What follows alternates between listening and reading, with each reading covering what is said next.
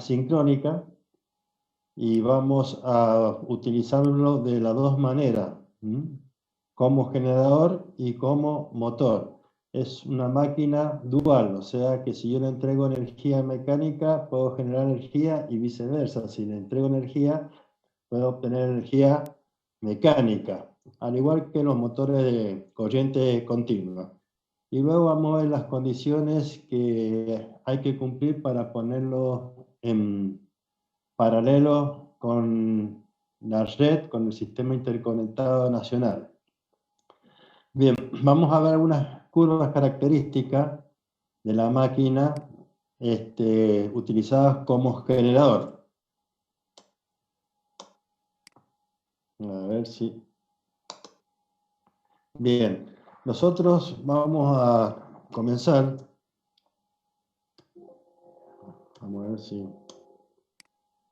Teniendo en cuenta que para nosotros utilizar una máquina sincrónica como generador, nosotros tenemos que mantener dos cosas constantes en nuestro generador: la frecuencia y la tensión.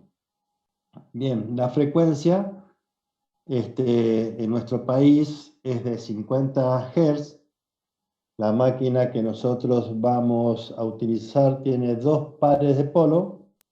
Entonces, si nosotros hacemos esta cuenta, vamos a obtener que nuestra máquina tiene que funcionar a 1500 revoluciones, RPM. Tienes dos pares de polo. Es una máquina que vamos a ver que es de polo saliente, y después le voy a dar las características para que ustedes hagan el práctico número 10A. Bien, como les decía, como son reversibles, se puede utilizar tanto como generador como motor, pero también en algunas fábricas se utiliza para compensar el coseno phi.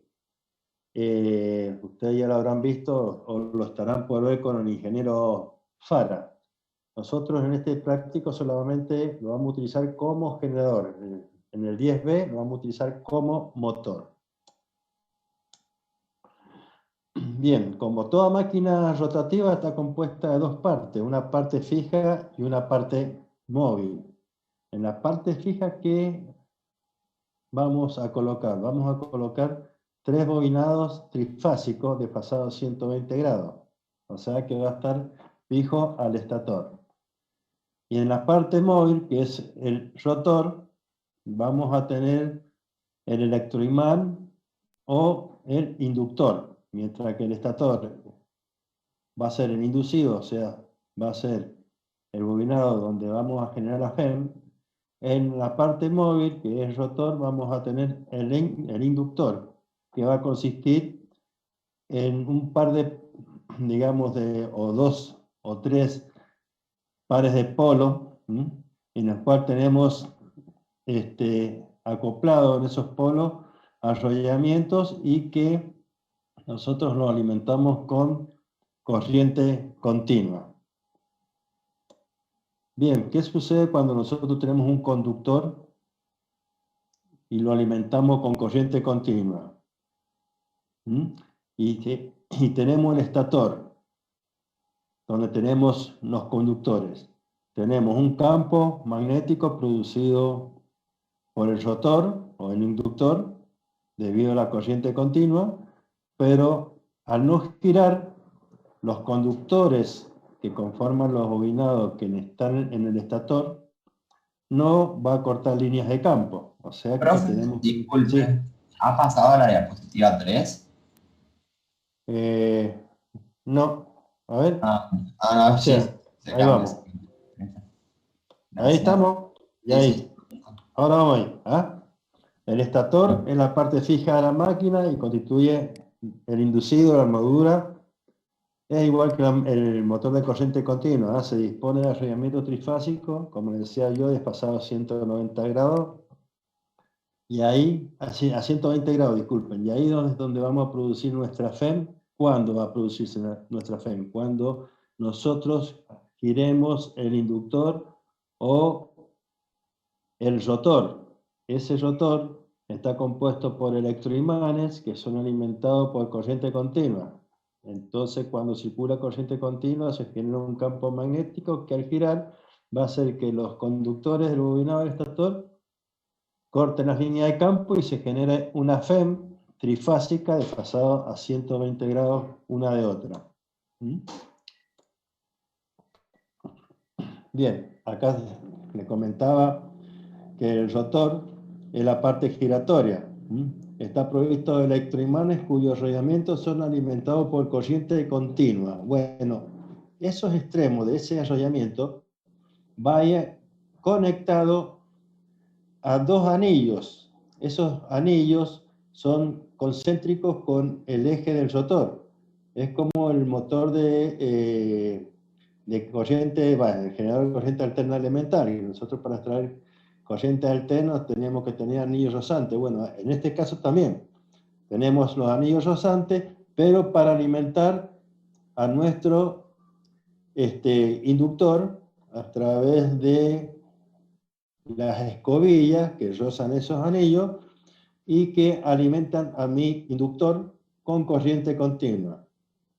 Esa corriente continua, ¿de dónde viene?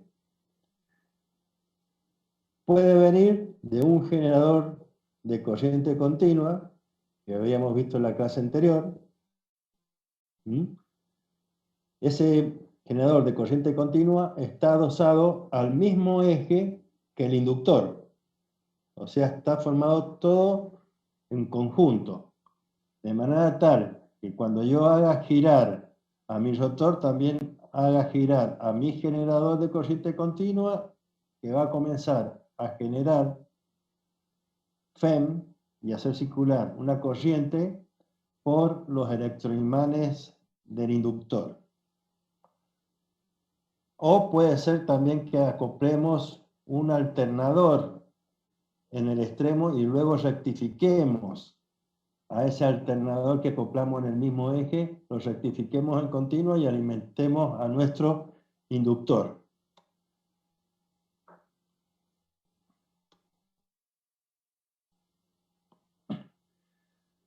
Acá está la otra diapositiva, que existe que la posibilidad que el inducido, en vez de estar en el rotor, esté en el estator, esté en el rotor. Pero ¿cuál es el problema? Que tenemos que tener ahí nosotros los tres bobinados en el rotor y extraer la FEM a través de tres anillos rozantes. Y por ende, si nosotros necesitamos alimentar gran descarga, vamos a necesitar grandes potencias y por ende gran intensidad de corriente, y hay problemas ahí ya entre los contactos del rotor y de los anillos rozantes con las escobillas, porque soportan cierta intensidad de corriente nada más. Entonces son muy raros estas máquinas. Lo más común es que el inducido esté en el estator, en la parte fija. Bueno, estos alternadores, como dice la diapositiva, puede ser de eje horizontal. Bueno, nuestro generador que nosotros tenemos en el laboratorio es horizontal. El eje se ubica en posición horizontal, pero también tenemos en posición vertical. Todo depende de qué máquinas vamos a utilizar, qué máquina primaria vamos a utilizar para mover al inductor. Por ejemplo, si vamos a utilizar un motor de combustión interna, por ejemplo, motor diésel, o si vamos a utilizar turbina de gas o de vapor, por lo general son generadores horizontales y de pequeño diámetro. Pero cuando vamos a utilizar, digamos, generadores de manera vertical, utilizamos lo de polos salientes. ¿Por qué? Porque son de gran diámetro, es de poca altura y de gran cantidad de polos.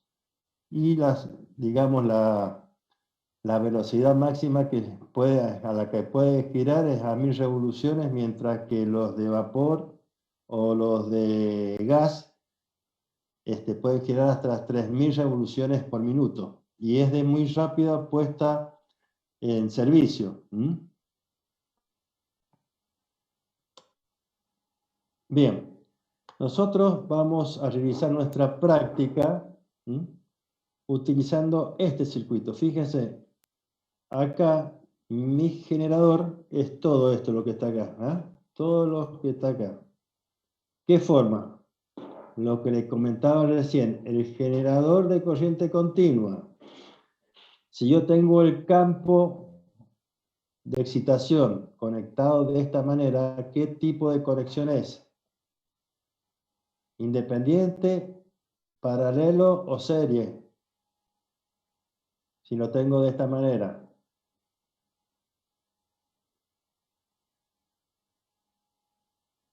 Hola. Independiente, profe. No, independiente cuando yo alimento al bobinado de excitación o a la excitatriz de una fuente externa, a través de una fuente de alimentación continua externa. Pero acá yo estoy utilizando digamos, la FEM, parte de la FEM que me induce la misma máquina. Y que está de qué manera conectado con respecto acá al rotor. ¿En serie o en paralelo? En Fijémonos, paralelo. en paralelo. Por eso que acá utiliza parte de la misma tensión que genera mi generador para ¿qué? Para producir el campo inductor. Bien, y esto que ustedes ven acá, W y el O, son los bornes externos a los cuales yo puedo acceder a mi generador. O sea, yo tengo mi generador de corriente continua. Este es mi generador trifásico, donde el círculo interior es el inductor, donde yo le comentaba que había un polo, o sea, las masas polares, que estaban enrollados con cables, conductores, y el cual se alimentaba con corriente continua. Bien, y en la parte de afuera yo tengo el bobinado, simboliza el bobinado, que va a ser el inducido, o sea, el inductor se está representado por la circunferencia interna y el inducido por la circunferencia externa, donde yo tengo los tres arrollamientos trifásicos desfasados 120 grados. Entonces, fíjense, al inductor yo lo alimento con corriente continua. ¿Y de dónde viene esta corriente continua? De mi generador de corriente continua que está, fíjense, colocado en el mismo eje que la máquina. O sea, ¿qué tengo que hacer yo? Mover este eje. Al mover este eje, estoy moviendo al generador de continua y al inductor de mi máquina, sincrónica. Entonces, ¿qué va a suceder? Para que yo mueva este eje, tengo que acoplarle una máquina primaria que se llama. Esa máquina primaria puede ser ¿qué? Una turbina hidráulica, una turbina de gas, una turbina de vapor, puede ser un motor de combustión interna, puede ser la aspa de un aerogenerador, algo que me mueva a mí este eje. Entonces, al mover este eje, va a comenzar por magnetismo remanente a generar la FEM continua, mi generador de corriente continua o excitatriz, que se llama, y alimenta a mi inductor a través de estos cables con corriente continua. Y al estar moviéndose también el inductor, me va a producir a mí una FEM alterna en el inducido que está ubicado en el estator. Bien, acá tengo un amperímetro que me va a medir la corriente de excitación, un voltímetro que me va a permitir, mira, medir la tensión de línea o de fase. Fíjense acá. ¿Cuál es la tensión que me mide este voltímetro?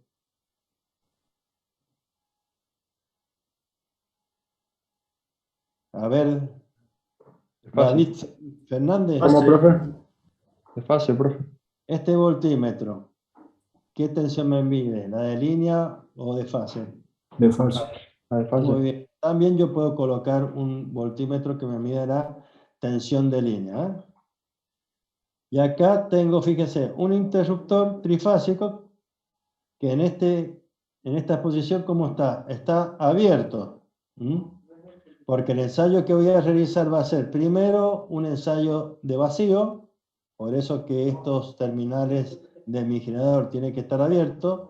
Después voy a hacer un ensayo en cortocircuito, puenteando los 3 bornes, fíjense, y en el cual yo coloco un amperímetro para medir mi corriente de cortocircuito. Y después voy a hacer un ensayo en el cual voy a reemplazar el cortocircuito por 3 lámparas conectados en estrella o en triángulo. Tiene que estar mis 3 lámparas de 220 volts cada una.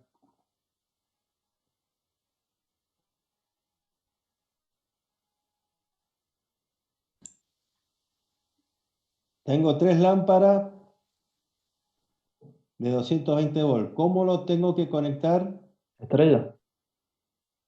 En estrella, para que lo pueda conectar a los 380. De manera tal que cada lámpara va a estar sometida a 220 voltios. Perfecto. Entonces, de ahí vamos a sacar la otra característica, que es la característica de carga. O sea que vamos a hacer 3 ensayos, en vacío, cortocircuito y en carga. Y de ahí vamos a ver la interdependencia de una variable con respecto a la otra, para prever cuál va a ser el comportamiento de nuestro generador cuando le conectamos distintos tipos de carga. Y después nosotros lo que vamos a hacer es, digamos, colocar los valores para cada uno de los ensayos.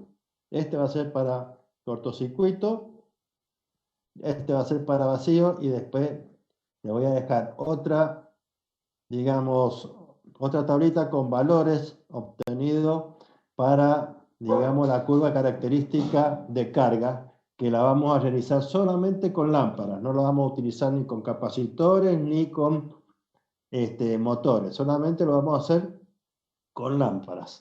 Bien. La característica de vacío. Fíjese, yo tengo acá tensión en función de la corriente de excitación. Este le es familiar, ¿se acuerdan, chicos? Que lo vimos en generador de corriente continua. Fíjense, cuando yo no tengo corriente de excitación, voy a tener un determinado valor de FEM debido al magnetismo remanente. Y de ahí, es más, cuando yo vaya elevando la corriente de excitación, voy a ir obteniendo una curva que es la curva característica de vacío, hasta llegar, digamos, a la curva de saturación. Esto que ven ustedes acá, recta entre hierros, sería, digamos, el comportamiento de la máquina cuando una máquina ideal que no tiene saturación, que no existe la saturación. Esta sería la máquina ideal que tiene saturación. Y esta recta que acá ustedes van a ver es la característica de cortocircuitos, que ya enseguida se las voy a explicar.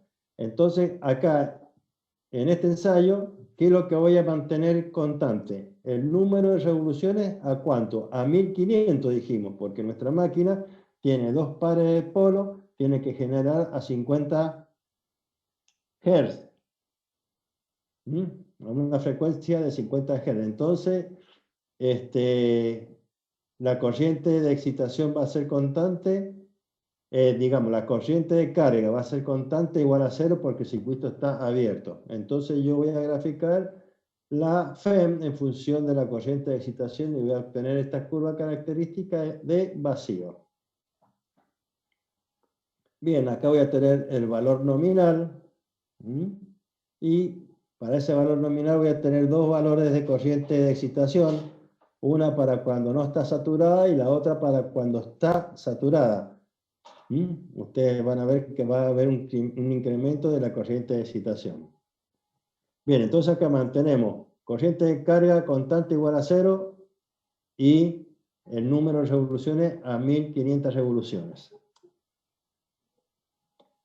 La de cortocircuito. ¿Cómo voy a realizar la de cortocircuito? Vamos acá. Bien, ya realicé la vacío, que es con esto abierto. Ahora yo lo voy a cortar, lo voy a conectar, o sea, va a estar cada uno de los bornes del generador en cortocircuito, ¿ven? Están cortocircuitados, ¿por qué? Porque están unidos con un cable los 3 bornes.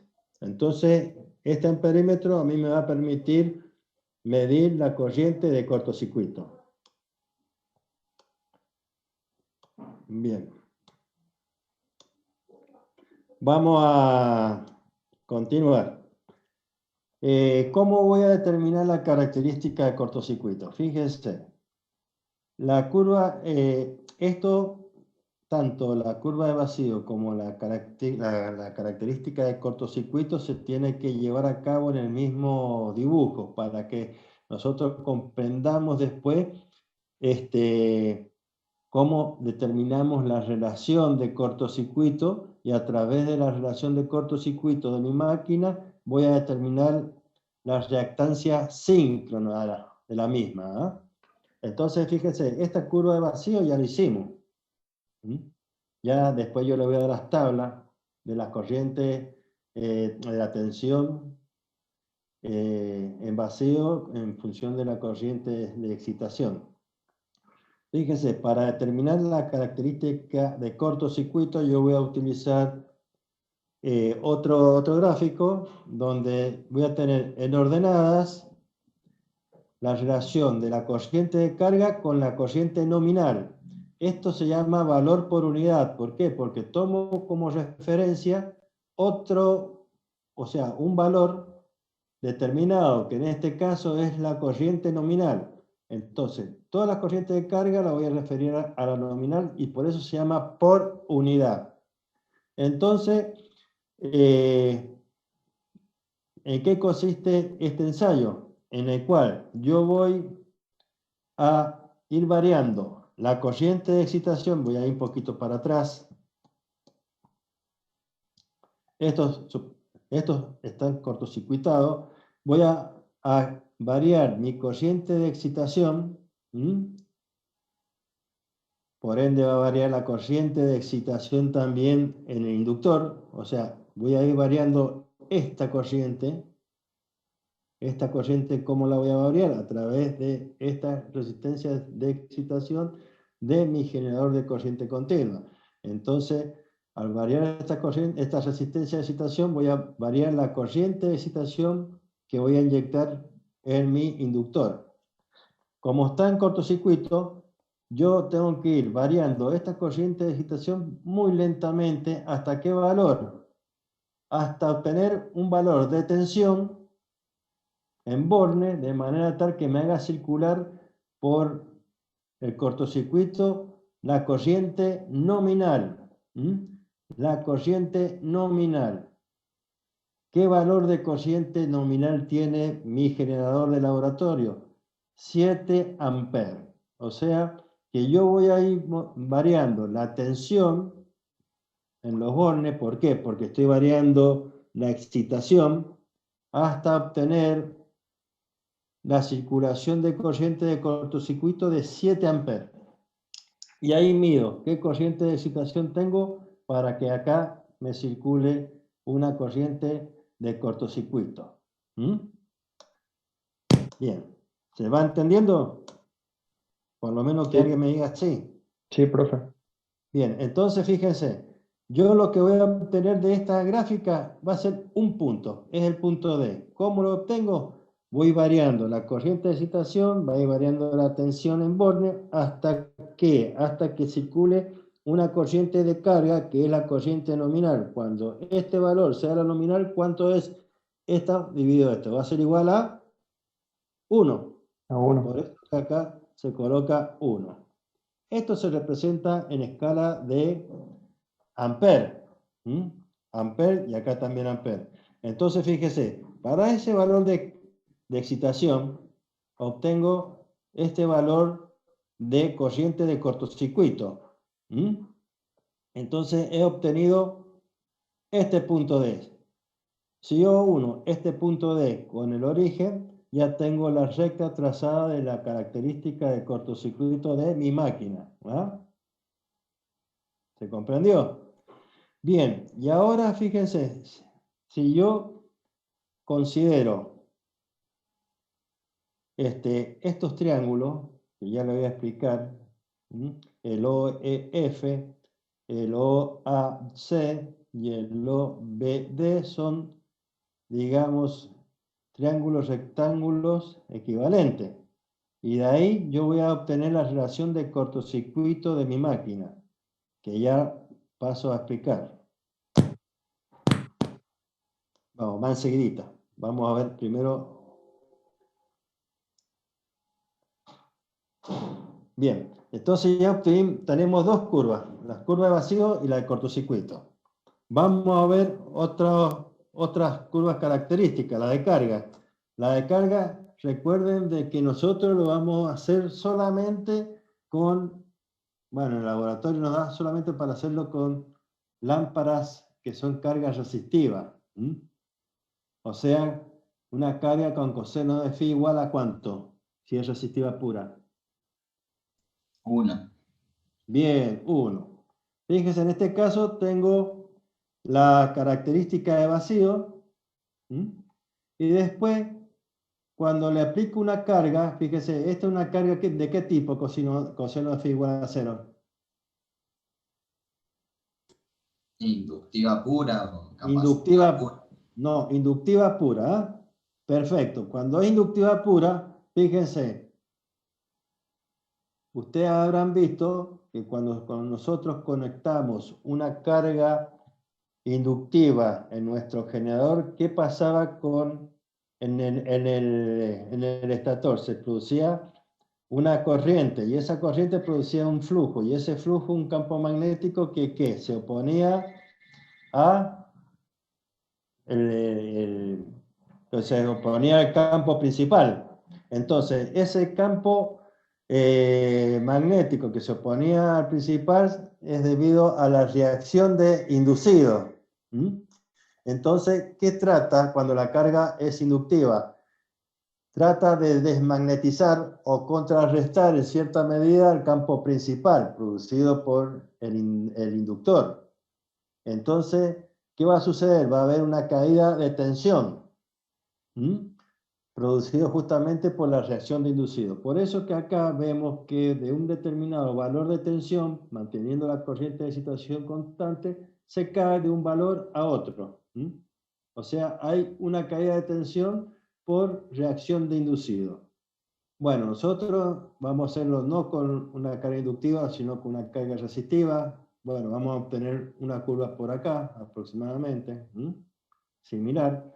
Y vemos entonces que a medida que nosotros vamos variando la carga, va a ir variando nuestra curva.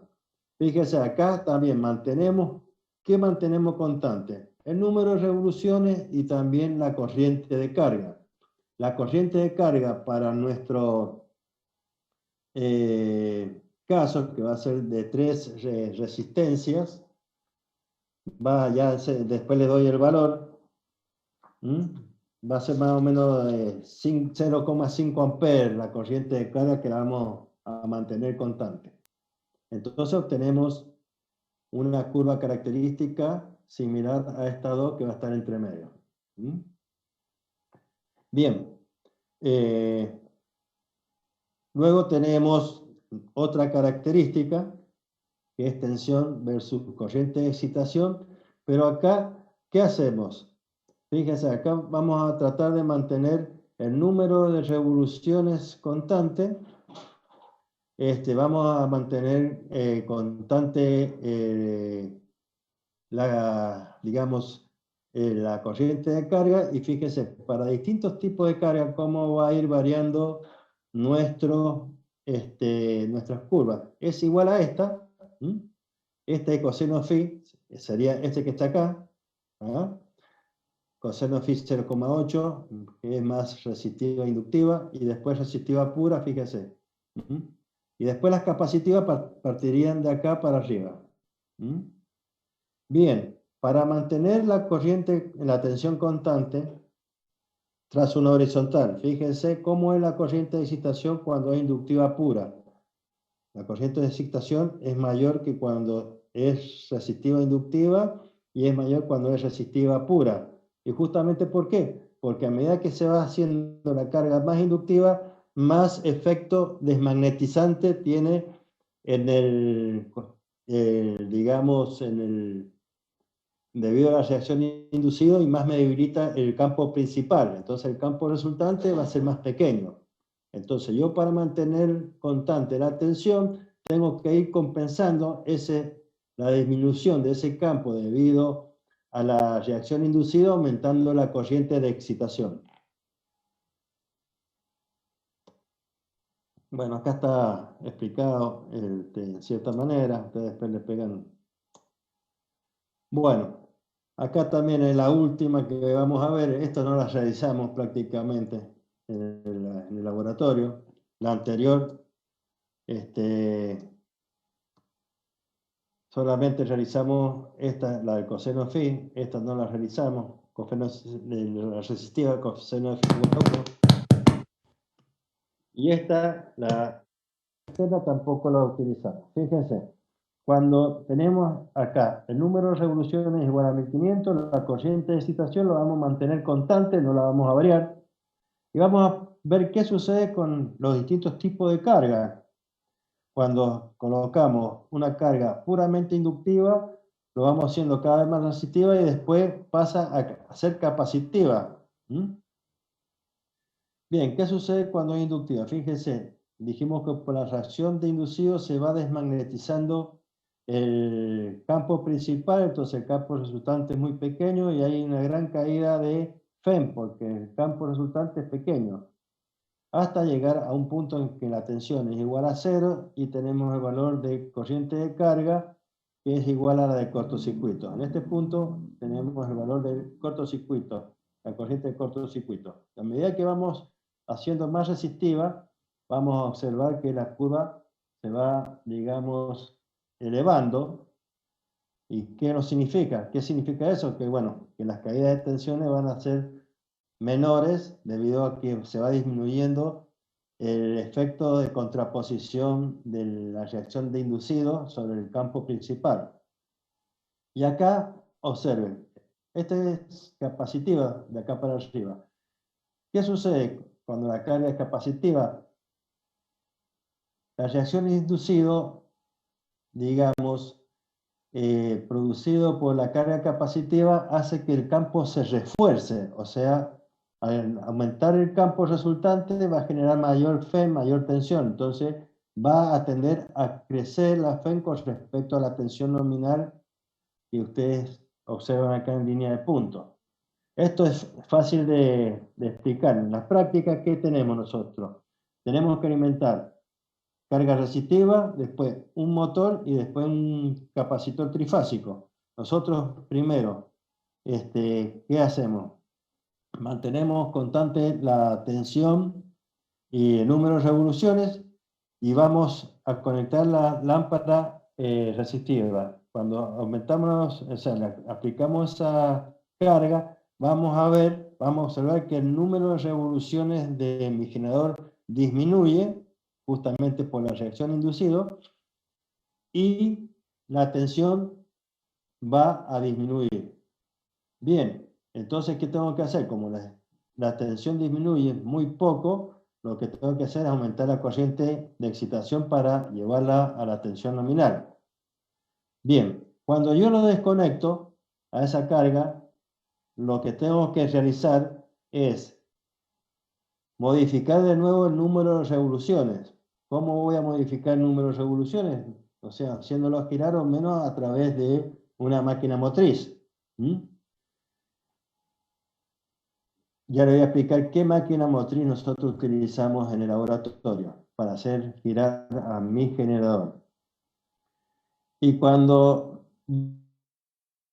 yo la inductiva veo que la tensión cae bastante. Por ejemplo, si yo tenía la tensión nominal para una corriente de excitación de tal valor, veo que la tensión disminuye debido a que el campo producido por esa carga me debilita el campo principal y por ende la tensión cae.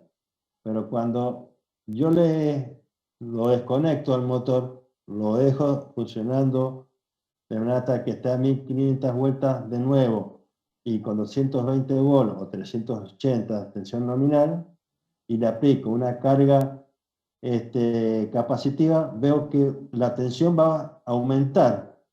Entonces, ¿qué tengo que hacer yo?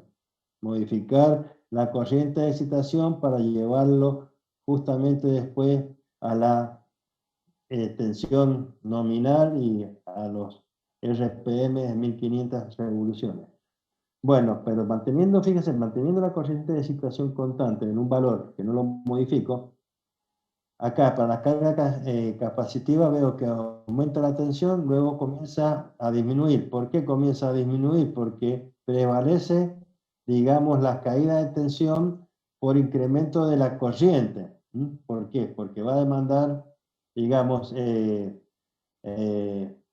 al ir incrementando digamos, modificando el valor de la carga, se modifica la corriente de carga y por ende también se va a modificar las caídas internas de la máquina. Por eso comienza a caer la tensión hasta cero. Bien, ahí está explicadito. Fíjese, el generador síncrono no genera tensión constante. Esta depende del tipo de carga que posea. Ahí lo ven, ¿ah? Por eso que para que se mantenga constante la tensión tenemos que ir modificando la corriente de excitación. Eso lo hace la máquina en forma automática. Bien, y acá estamos con la relación del cortocircuito. Que vamos a tener que utilizar los triángulos que vimos recién. Los triángulos rectángulos. De la superposición de la curva de vacío con la de carga. Con la de cortocircuito, disculpen. Entonces, nosotros vamos a definir la relación de cortocircuito como la corriente entre ¿qué? Entre la corriente de excitación que nosotros tenemos que aplicar a la máquina para obtener una tensión nominal cuando el circuito está abierto. Y dividido a la corriente de excitación para obtener la corriente de cortocircuito que va a ser la corriente nominal.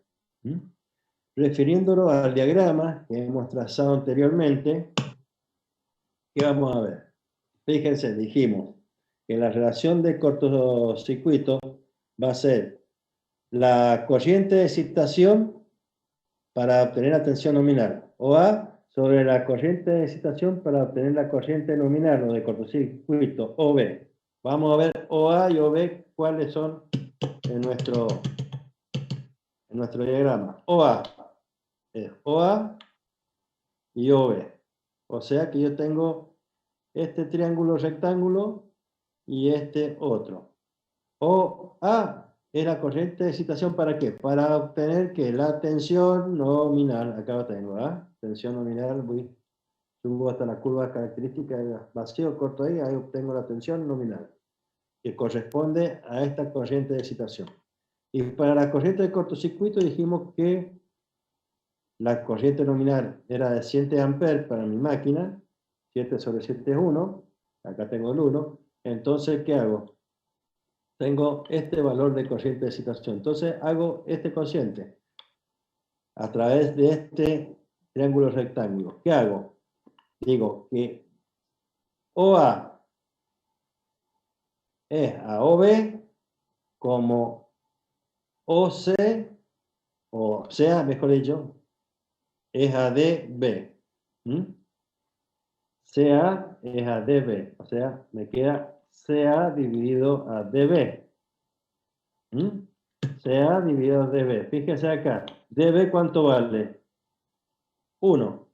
Me voy hasta acá, hasta la ordenada de corriente, vale 1. Entonces me va a quedar CA dividido 1 por la relación de ángulo. Entonces voy a ver que la relación de cortocircuito va a ser CA. O sea, si yo mido este segmento y lo multiplico por la escala de corriente, ya tengo la relación del cortocircuito. Vamos a ver si es cierto. Bueno, disculpen que tenga que... Acá está, es CA sobre 1. Entonces yo mido CA, lo multiplico por la escala de por la escala de corriente y obtengo ya la relación de cortocircuito. Bueno, esta relación de cortocircuito es para la máquina saturada. ¿Por qué? Porque yo he tomado la curva de saturación de la máquina, la curva en vacío, que es, digamos, la curva de saturación. Pero también puedo obtener la relación del cortocircuito para la máquina no saturada.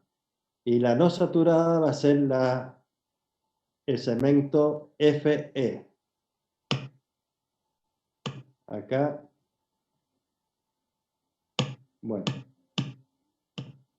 FE, acá lo tengo el triangulito. Entonces, fíjense, para máquina saturada, yo llegué hasta acá, hasta esta tensión nominal. Pero para la máquina no saturada, que está dado, que sería la ideal, obtengo este punto, el A, y bajo. Cuando bajo, yo tengo entonces esta corriente de excitación para la máquina no saturada. Entonces, hago la misma relación. OE es a OB como FA, digamos, FE es a DB. DB, ¿cuánto vale? 1. Me queda el segmento FE, que si yo lo multiplico por la escala de corriente, voy a tener la relación de cortocircuito para la máquina no saturada. Bueno, acá ustedes ya lo pueden después ver, de que la tensión va a ser igual a la impedancia por la corriente, pero la impedancia va a ser solamente igual a la reactancia sincrónica directa, porque la de cuadratura es igual a 0. ¿Por qué? Porque la tensión va a ser igual la tensión va a coincidir con la tensión va a ser igual a 0 porque va a estar, digamos, en vacío. Bueno, esto léanlo. Se considera despreciable la resistencia, entonces queda la impedancia sincrónica directa. Esto lo sacan directamente de ahí, eso no hay ningún problema. Vamos a lo, digamos, rápido porque tengo que ver el otro práctico. Bueno, entonces, ¿este ensayo para qué me sirve? Dijimos, para determinar que la impedancia sincrónica directa, XSD, que está dado por la relación de cortocircuito. Cuando ustedes hagan esta relación de cortocircuito, van a hacer ustedes que digamos, el cociente entre los dos valores de cociente. Yo le voy a indicar acá cuánto es lo que me ha dado en la tabla. Esa relación de cortocircuito está dado por la corriente de excitación para obtener la tensión nominal, que va a ser igual a 1, sobre la corriente de excitación para obtener la corriente de cortocircuito, que es 1,2. Si yo hago 1 sobre 1,2, voy a tener 0,86. Entonces, si yo hago la inversa de 0,86, yo entonces tengo el XSD, o sea, la reactancia síncrona directa, que va a ser, sería 1,2 dividido 1, va a ser, digamos, 1,2. 1,2 ¿qué? Ohm. Teniendo la relación de cortocircuito. Bueno, estos son artilugios matemáticos para que ustedes vayan obteniendo esta expresión. Bien, entonces con eso ya obtenemos nuestra reactancia síncrona directa. Por eso que nosotros tenemos que determinar, con estos dos ensayos, cortocircuito y vacío, ya tengo la relación de cortocircuito y de ahí la reactancia sincrónica directa. Pregunta de examen, ¿no? Bueno, los valores típicos para el caso de que sean tubos generadores, esa reactancia síncrona directa va de 0,5 a 0,7 ohm, si es de polo saliente de 1 a 1,4. Bueno, y ahora vamos a la puesta en paralelo de nuestro generador. Bueno, son valores.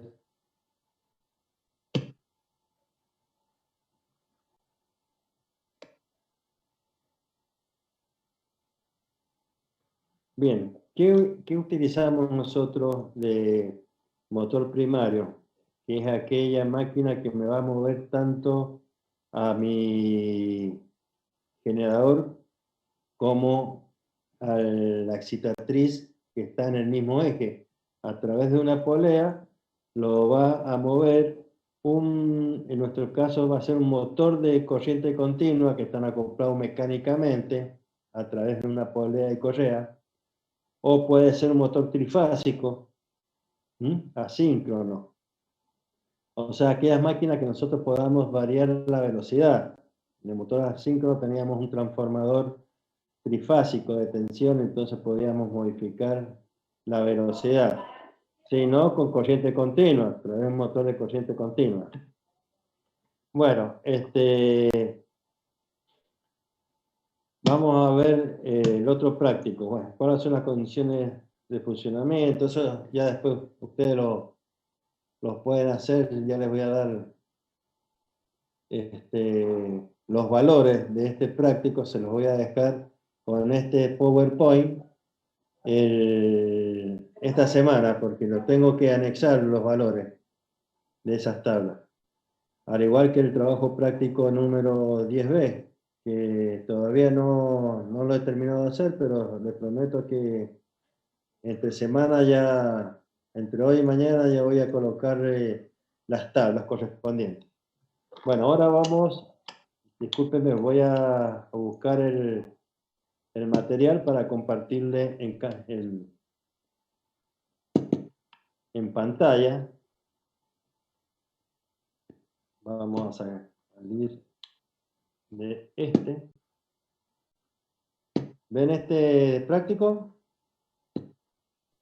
A ver, lo vamos a compartir, pero todavía no. ¿Este? ¿Lo ven, chicos? Sí, profe. No se me duerman. Yo voy haciendo preguntas, si quieren. Si no. Bien, el último es el trabajo práctico número 10B. ¿Qué vamos a hacer acá? Vamos a conectar nuestro generador a la red, al sistema conectado internacional.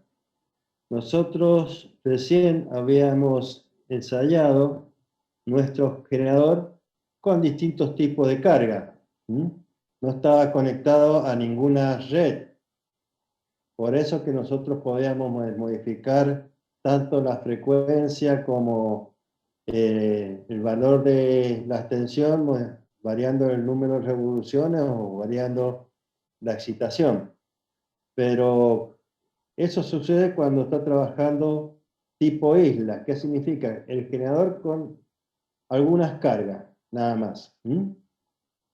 Pero cuando yo lo quiero a mi generador hacer funcionar y que entregue a la red donde están miles de generadores a nivel de la República Argentina conectados, por más que yo quiera modificar el número de revoluciones para modificar la frecuencia o el valor de la tensión, no lo voy a poder hacer. ¿Por qué? Porque la que manda son las tensiones de línea. ¿Por qué? Porque son miles los generadores que están conectados simultáneamente prácticamente a la red nacional. O sea que lo que yo pueda hacer con mi pequeño generador, o uno, o dos, o tres generadores, o 100 generadores de algunas centrales, no le hace cosquilla al valor de la tensión ni a la frecuencia de la red. Es como se le explicaba a lo mejor el ingeniero Fara o el ingeniero Romero, es como si tuviera un canal. En ese canal envía agua, y después, digamos, ingresa por pequeñas acequias agua a ese canal. Por más que yo modifique el caudal de mi acequia, no va a incrementar, digamos, el caudal de mi canal. Bien, en este ejemplo, lo que vamos a hacer es colocar nuestro generador conectado a la red de interconexión nacional, donde tenemos todos los generadores del país conectados, a través de líneas, y son las líneas que llegan a la facultad. Nuestro laboratorio, las aulas, el edificio de gobierno, la facultad de medicina, la facultad de odontología, bueno, todos están conectados a, digamos, a la entrada de alimentación de la red nacional a la U. Entonces nuestro generador, el pequeño generador que va a estar en el laboratorio, va a entrar, digamos, en paralelo con dicha red. Bien, acá bueno, volvemos a repetir que el número de revoluciones que nosotros vamos a tener en nuestra máquina va a ser de 1500 revoluciones porque la frecuencia va a ser de 50 Hz y nuestra máquina tiene 2 pares de polos.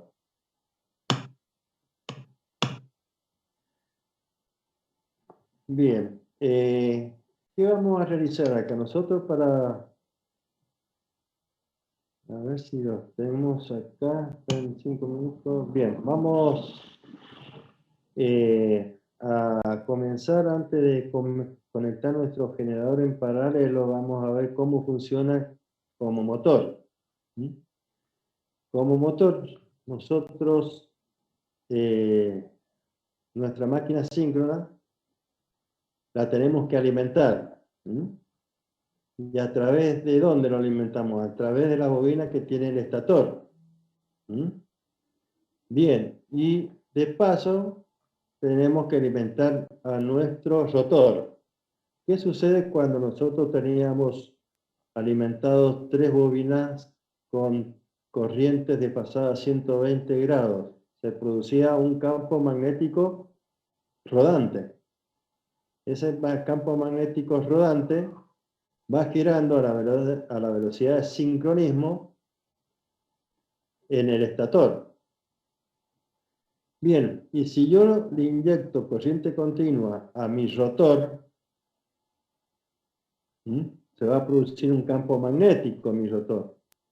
Pero como la velocidad del campo rodante de mi estator es mucho mayor que la de mi rotor que está parado, no se va a producir el acople magnético de los polos homólogos. Quiere decir que yo tengo que hacer lo siguiente, tengo que hacer girar al rotor a una velocidad próxima a la velocidad de giro del campo magnético que gira en el estator, de la velocidad de sincronismo. Y cuando esté próxima, ahí se va a acoplar magnéticamente, o sea que va a arrastrar el campo magnético giratorio al campo magnético de mi rotor, y ahí comienza a funcionar mi máquina sincrónica como motor. Pero hay distintas maneras para llevarla a la velocidad de sincronismo. Uno es utilizando un motor auxiliar de inducción llamado PONY, otro hacerlo arrancar a nuestro motor como motor asíncrono o de inducción. ¿Por qué? Porque en la expansión en las masas polares, en las masas que giran, tengo barras de cobre que están unidas en su extremo con conductor produciendo el cortocircuito de las mismas. Sería como una jaula de ardilla. Entonces, ¿qué sucede? Esos bobinados me permiten a mí utilizar el arranque de mi motor sincrónico, primero como motor asíncrono, debido a esas barras, a esas jaulas de ardilla que están en el rotor. Y cuando sucede esto, se va aproximando a la velocidad de sincronismo y le inyecto entonces el corriente a mi campo magnético del rotor y se produce el acoplamiento. Y ahí comienza a arrastrarse, digamos, el rotor. La otra que es con el motor auxiliar de inducción, que es el PONY también. Lo conecto al eje, lo hago girar. Al eje Cuando esté próximo a la velocidad de sincronismo, le inyecto corriente continua, se acopla y desacoplo yo al pony, a mi motor de auxiliar, ¿eh? Sería como un burro de arranque, digamos. Bueno, esto ya se lo expliqué, ahí está. Bien. Esto está, esto está. Bueno, se repite varias veces, no sé por qué. Bueno, ¿cómo vamos a...? Esto ya sabemos entonces cómo funciona como motor. ¿Qué es lo que nos... O sea, que hace falta que algo lo empuje para llevarla a la velocidad próxima a la de sincronismo. Bien, pero para llevarla a la velocidad próxima de sincronismo, nosotros lo que vamos a hacer es primero hacer el ensayo de puesta en paralelo a la red. Y lo vamos a hacer funcionar primero como generador. Y vamos a ver cómo aumentamos nuestra potencia para suministrarla a la red.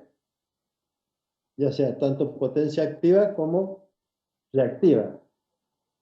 Y una vez que terminemos de hacer ese ensayo, vamos a aprovechar directamente que ya está nuestro generador funcionando a la velocidad de sincronismo, vamos a desacoplar la máquina motriz o la máquina principal o la primaria, que sería en nuestro caso el motor de corriente continua que utilizamos para moverlo, o el trifásico para moverlo, y vamos a observar que ya no entrega corriente a la red, sino que absorbe corriente de la red y comienza a funcionar como motor sincrónico.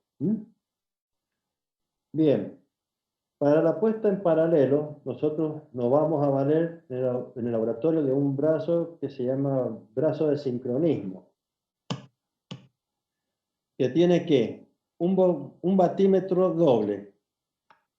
Ese batímetro doble tiene dos agujas.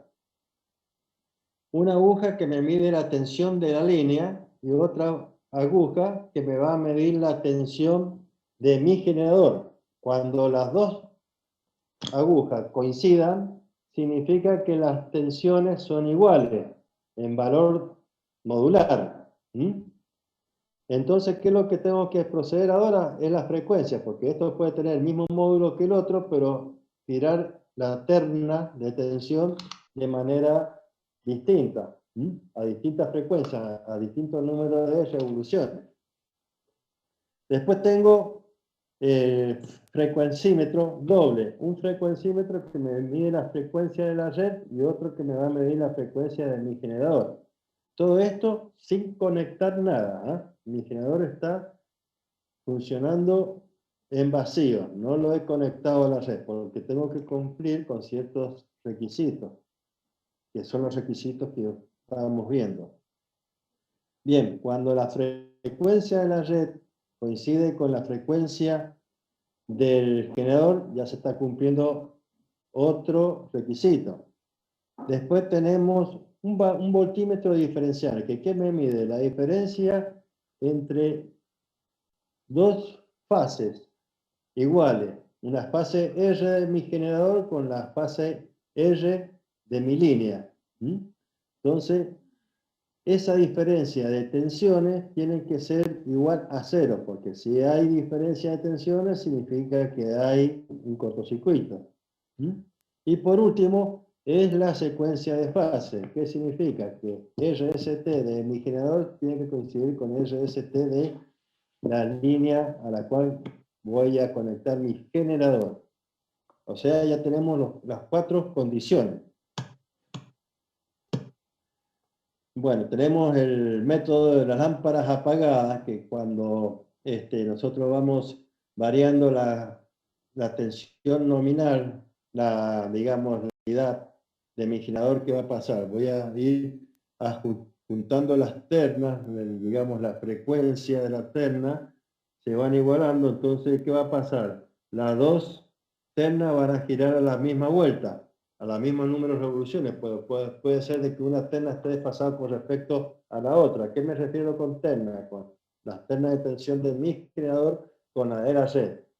Si giran a los mismos números de revoluciones, pues puede estar desfasada digamos, la tensión de R de mi generador con la tensión R de la línea. Entonces hay una diferencia de tensión y hay un corto. Entonces lo que tiene que hacer es que las dos tensiones, aparte de tener el mismo módulo, las dos ternas giren a la misma velocidad y a su vez que coincidan las tres. Que coincidan las tres. En esas condiciones nosotros estamos aptos para conectar mi generador a la red. Cuando, digamos, la diferencia de tensión producida por el desfasaje de la tensión R de mi generador con la tensión R de la línea, por ejemplo, se produce el encendido de las lámparas. Cuando coinciden no hay diferencia de tensión y por ende la lámpara se apaga.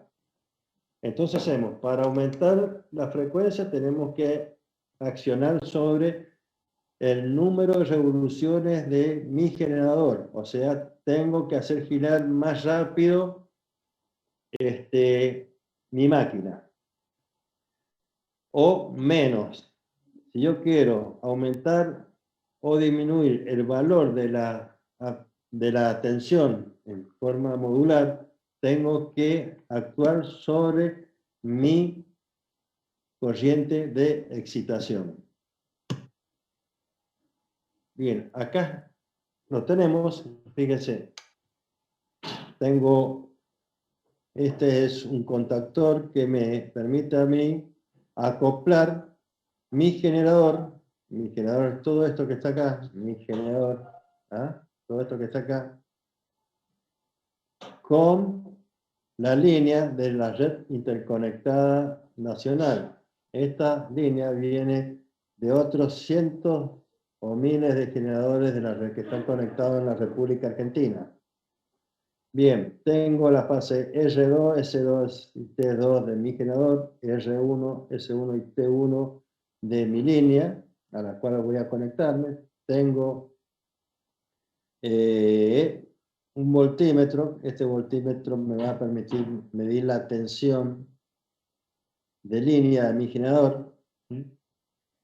Y acá tengo también otro voltímetro que me va a permitir a mí medir la tensión de línea en el sistema interconectado, la línea que viene del sistema interconectado.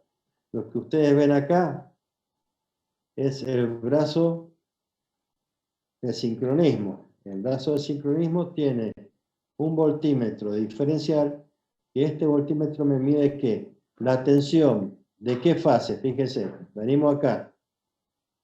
Va acá a través de esta llave, se comunica con R2 del generador y entonces por el otro lado, el voltímetro, vengo hasta acá, vengo hasta acá, a ver, disculpen, está conectado acá, vengo acá, paso por la llave y estoy en la fase R1, o sea que me mide la diferencia de tensión entre fases iguales, homólogas, entre una y otra.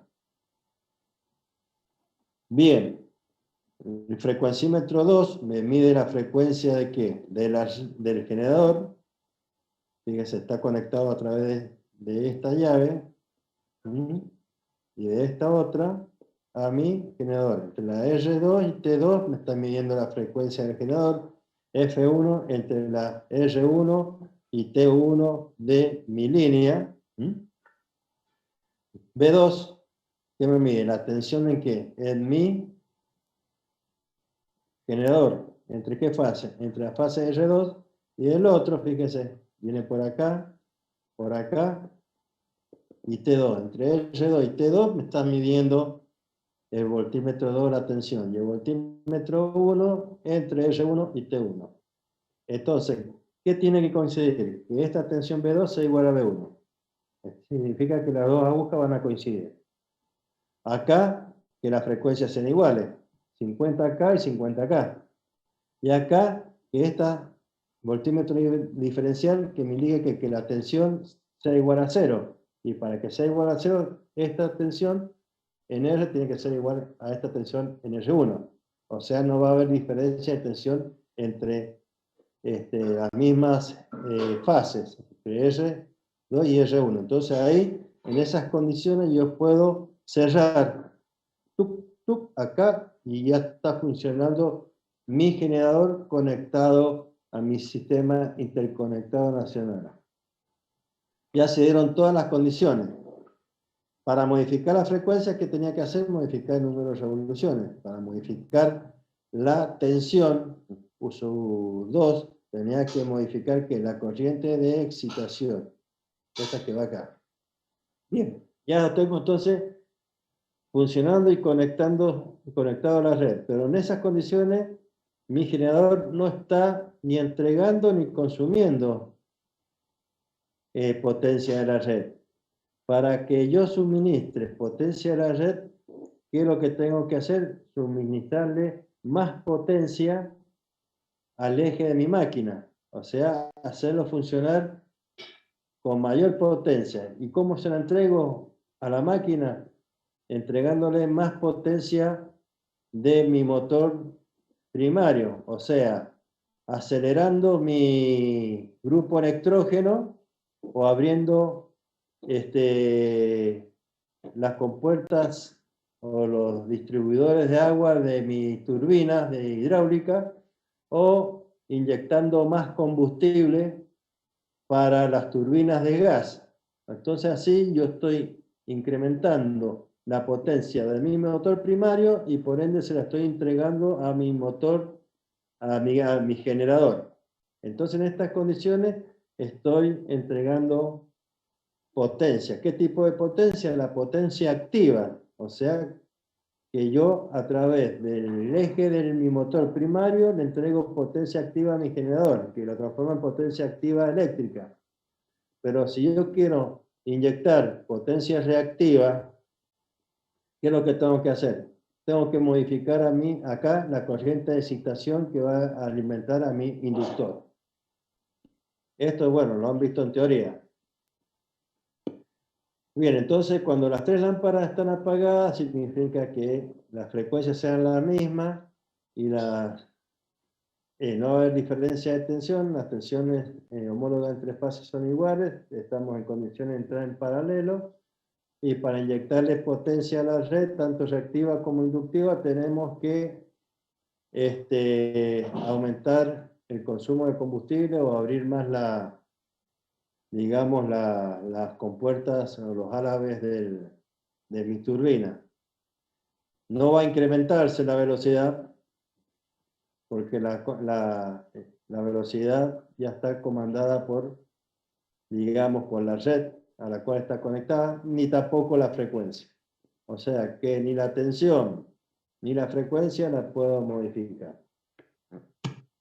Bien.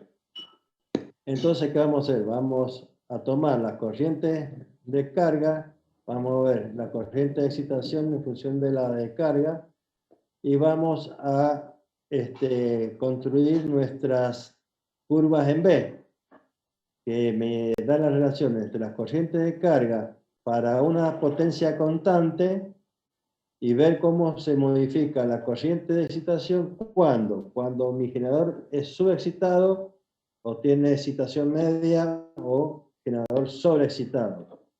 Cuando está subexcitado está funcionando de manera de que la carga es inductiva, acá sería resistiva y acá sería capacitiva. Entonces vamos a obtener nosotros las famosas curvas en B. Bueno, acá lo mismo pasa acá tenemos con el motor, tanto como el generador como el motor, las curvas en B son las mismas. Entonces, fíjense, acá tengo para una determinada potencia, tengo esta curva, en la cual de este lado yo voy a tener un valor mínimo de ¿qué? De corriente de carga para un determinado valor de excitación. Para la izquierda, si voy subiendo la corriente voy disminuyendo la corriente de excitación, ¿qué va pasando? Va a pasar de que la corriente de carga va a ir aumentando. Lo mismo para este lado. Si yo voy aumentando la corriente de excitación, la corriente de carga va a ir aumentando. O sea, que la corriente de excitación para una potencia de carga constante, ¿qué va a pasar? Va a pasar de un máximo, de un determinado valor, va a pasar por un mínimo y vuelve a crecer. Eso lo van a ver ustedes en las curvas de corriente en función de la potencia constante, en los diagramas vectoriales. Que son, esto es para motor y similares para el generador. Entonces, ustedes van a obtener estas curvas que tienen esta forma, que se abalanza hacia la derecha, está más inclinada hacia la derecha, porque debido por la reacción de inducido, que produce mayor caída de tensión y por ende tenemos que nosotros aumentar la corriente de excitación para mantener la tensión constante. Entonces, por eso es que se recuesta hacia la derecha. Y esto que ustedes ven acá, esta curva, es de estabilidad. ¿Qué significa? Que si nosotros trabajamos por la zona subexcitada, corremos el riesgo de que cuando tenemos una potencia, pasamos con una determinada, una potencia constante y una corriente de carga constante, I sub 1, para una corriente de excitación constante, pasamos a otro estado de carga mayor, donde vemos que no corta ninguna curva de potencia. ¿Qué se produce acá? Se produce el desenganche de la máquina, o sea, se para. En cambio, si trabajamos en la parte sobreexcitada, ¿qué sucede? Por algún motivo aumentamos la potencia, pasamos de I sub 2 a I sub 2', cortamos a la línea de mayor potencia, pero la máquina no se me va a desenganchar. Para la misma carga de excitación pasó de una corriente de carga I sub 1 a una corriente de carga mayor I sub 2, nada más. En cambio acá corremos el riesgo de que se desenganche. ¿Por qué? Porque las fuerzas normales, debido al campo principal, son débiles. Entonces se desengancha, se desacopla el rotor con el inductor con el inducido, el campo del inductor con el campo del inducido y se para la máquina. Por eso que siempre hay que trabajarla en la parte de sobreexcitación. Entonces, fíjense, yo les voy a dar los valores, estos valores de corriente, disculpen, de corriente de excitación. Son tres valores, subexcitado, medio y sobreexcitado. Y vamos a obtener esta curva, una de las curvas. ¿Cómo obtenemos en un motor este par? Haciendo girar un motor trifásico en sentido contrario al que me movía cuando era generador, o el motor de corriente continua, contrario al que cuando era generador, de manera tal de que me produzca un par resistente. Entonces, cuando lo hago girar en sentido contrario, a ese motor trifásico que antes me accionaba la máquina como generador, veo que ahora la máquina sincrónica funcionando como motor va a tener distintos, que vencer distintos curvas de potencia, debido a que el par motor antagónico va aumentando. Bien. Conclusión, bueno, el motor sobreexcitado es más estable.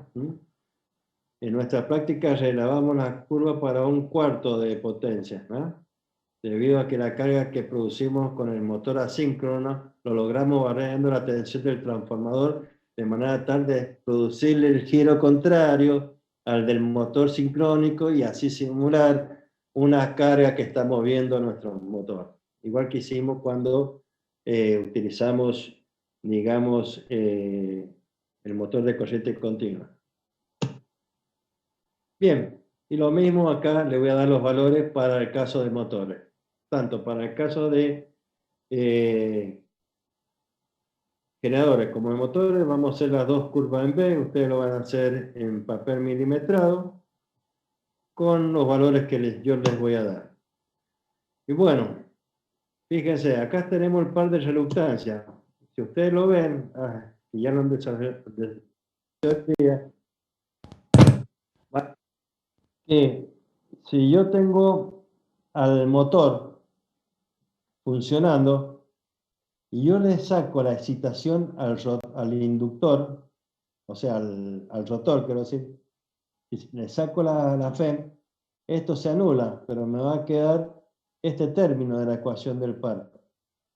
Fíjense que sin excitación, entonces va a seguir girando mi motor. ¿Por qué? Porque tiene estos valores de ¿qué? De reactancia directa y la reactancia en cuadratura. ¿Por qué? Porque acuérdense que es un motor de polo saliente, por eso que existe el de cuadratura. Si es un motor de rotor liso, esto es igual a 0.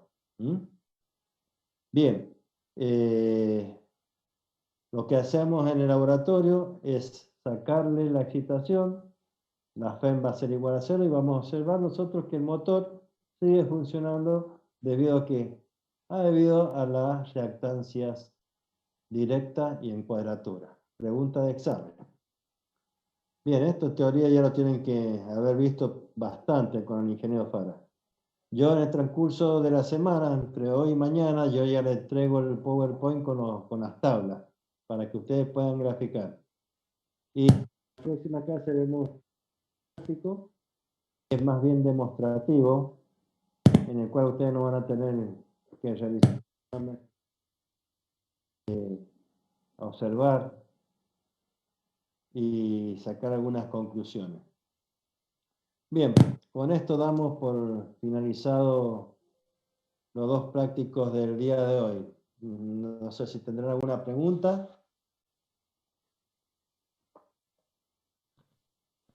No, yo no, profe.